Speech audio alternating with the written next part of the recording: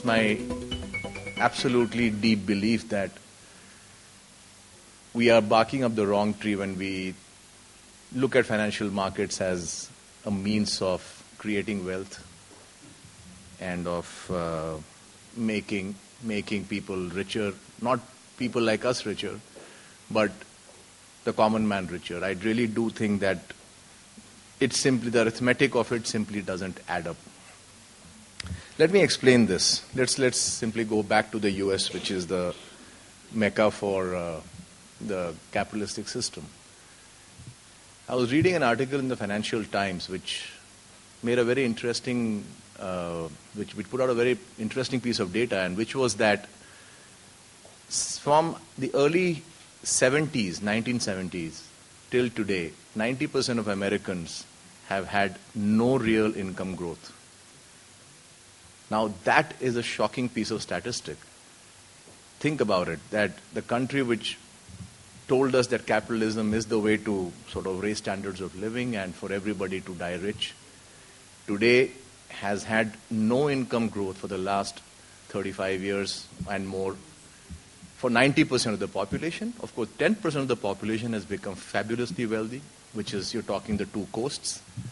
The East Coast obviously took away big amounts of wealth from the Middle America by way of various crises that they keep perpetrating. And the West Coast obviously added some value by way of technology, and in the process made billionaires out of many, many, many people, and millionaires out of literally thousands of people. So the two coasts are where the wealth got concentrated. Pretty much the rest of America saw no income increase for the last 35 years. In fact, I was reading another piece of statistic in today's paper that 43% of Americans can't cough up $10,000 if they were to retire tomorrow. I mean, that is again a shocking piece of statistic. That again, the richest economy in the world has so much poverty, and here we are talking about eradicating poverty in India. So really, think about it. What happened? What went wrong? I'll tell you what went wrong. At least looking at it from my lens, that is of a financial market participant. What went wrong was that Americans were sold this concept that financial markets, capitalism, all those things are good for you, and that's the path that you need to take to escape financial bondage. Americans, being generally very gullible people, they believed everything that got spun out of Boston and Manhattan, and literally hundreds of billions of dollars of individual wealth was channeled into investing, into stock markets, related instruments, fixed income, or whatever else that Wall Street could conjure up in order to take away savings of the common man into the 5 or 10 investment banks that dominate this business. And it worked like absolute magic, so much so that you have companies like Goldman Sachs employing a few thousand people making $3 billion of profit a quarter, which is $12 billion. Just to put it in context, the company that makes the most profit in India is Reliance Industries, and that makes only $5 billion in profits annually.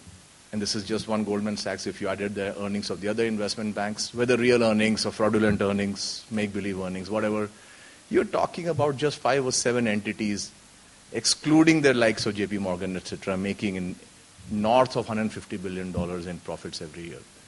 That's a serious number. So all of that, and of course, markets being markets, the game carried on long enough for the marginal buyer to get sucked in. So the marginal buyer got sucked in the late 99 and the early 2000 technology boom. By that time, equity ownership of households in America had reached an all-time high.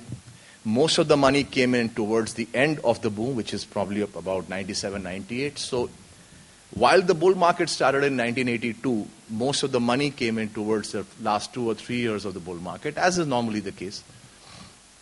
That's when Detroit and Minneapolis folks there start to talk about the stock market, just as when we in Bombay start to talk about people in Dindigul starting to talk about stock markets. And as again is inevitable, the markets crashed. 99, 2000. We've now been, I think, 10 years into the bear market in the US. Markets have had absolutely zero growth for the last 10 years. America has been impoverished beyond imagination because what is hidden in the overall data is the fact that most people get invested into the wrong kinds of stocks at the height of a bull market frenzy. So while the indexes might just tell you that you're down 20%, in reality, your portfolio may well be down 50% or if not more. So the 401k plans are underwater. I mean, I know of so many people who have had virtually their entire savings go up in smoke. So like I said at the beginning of my talk, that, we do end up creating a lot of poverty, us folks in the financial markets. But, I have a little bit of a thought on that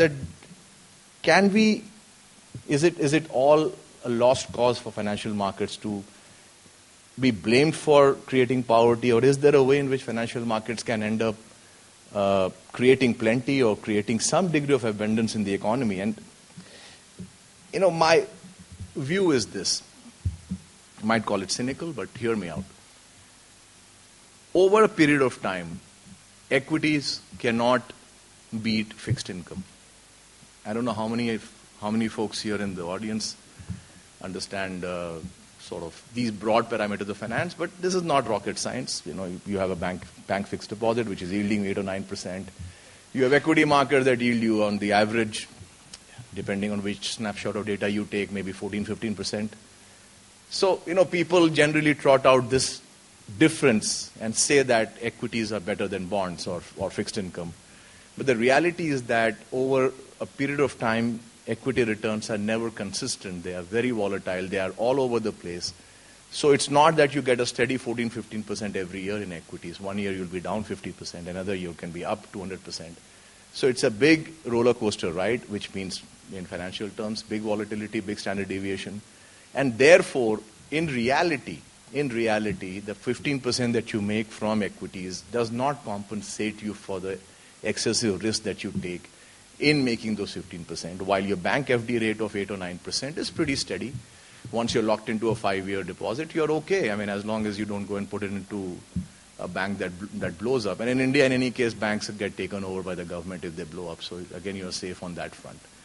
In fact, even in the US, they get taken over, right? So, yes, sorry, yeah, exactly. Exactly. Yeah, in fact, it happens more there now, than it happens in India. So, equities cannot beat fixed income in terms of returns. And this is something that I've argued many, many times with a lot of my very, very learned friends in the markets here and abroad. Secretly, all of them agree, but publicly they cannot say that for obvious reasons. But that's exactly the point. Herein lies the opportunity, the way I look at it as an Indian. That foreigners come to India, or poor countries like India, hoping to make excess returns over what returns they can make elsewhere, which is in their own countries, right? That's the common logic for FII investments into third world countries like India. Now think about it. A third world country is a third world country because it's a poor country, right? That's the meaning of a third world country. And a poor country is a poor country because it does not make enough money on every rupee of capital that it puts to work. That's the reason why you are poor. So I posed this question to all my FII friends, and I asked them that if